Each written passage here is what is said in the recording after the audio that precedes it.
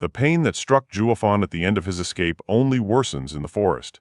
Kneeling beneath the trees, he wonders whether his cultivation has deviated, or whether the demon transformation art has failed because this body cannot cultivate. Yet his breathing, pulse, and circulating qi are all normal. He meditates, searching for another cause, until a possibility flashes through his mind. From high in the trees, Zhuo Fan watches the Luo clan's young miss below. The moment he looks at her, the pain in his chest begins to dissipate. He reasons that leaving the young miss would only intensify the pain. That realization reveals the true problem, a heart demon.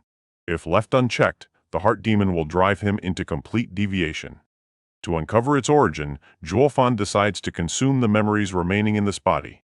The memories begin with the boy's father sacrificing himself for the Luo clan. Afterward, the boy is promised fair treatment and told that the Luo clan will now be his home. A woman declares that anyone admitted into the Luo family is one of their own, while another voice questions whether a little servant should be expected to protect the family. The boy asks Captain Pang to teach him martial arts. Though his weak physique is unfit for guard training, Pang agrees to start with the basics, and the boy vows to grow strong enough to protect the eldest miss and the Luo clan. Then the memory erupts into violence. Bandits arrive, orders ring out to protect the young master and young miss, and the attackers demand a martial manual before announcing old Luo's death and ordering everyone else killed. A weapon flies through the fiery chaos.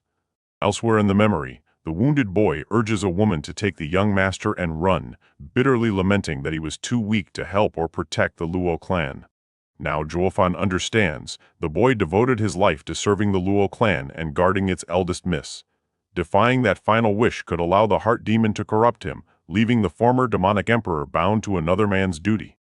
To Zhuo Fan, being controlled by a mortal clan is worse than having to murder someone. Furious at the humiliation, he drives his fist into a nearby tree.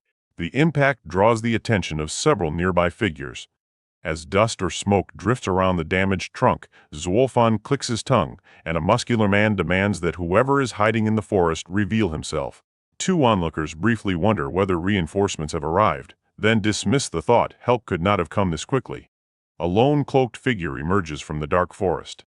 A man advises the eldest miss to give the approaching figure the spirit-ranked martial item, claiming it is nothing special. The newcomer promises her another item later, and she recognizes him at once as Zhuo Fan.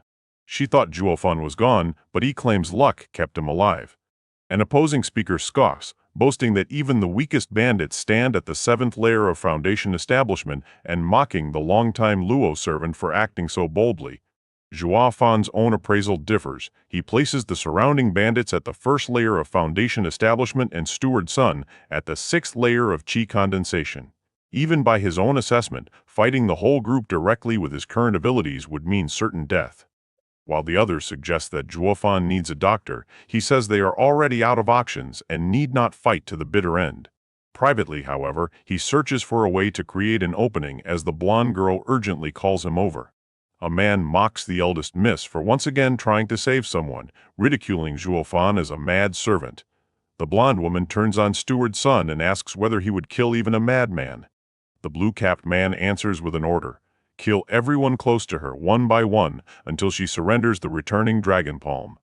At his command, the muscular attacker charges Zhuo Fan.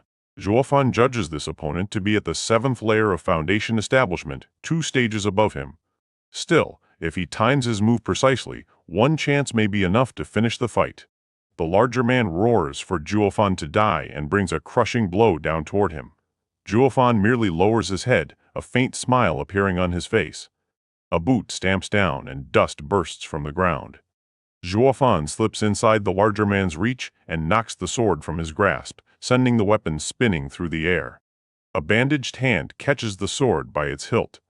Zhuo Fan fixes his gaze on the opening, then unleashes a bright slash that visibly wounds the muscular attacker. Zhuo Fan uses that opening to speed away.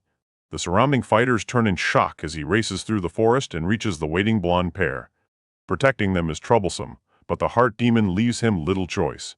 Zhuo Fan grabs both companions and flees as armed pursuers notice the escape and call for a chase.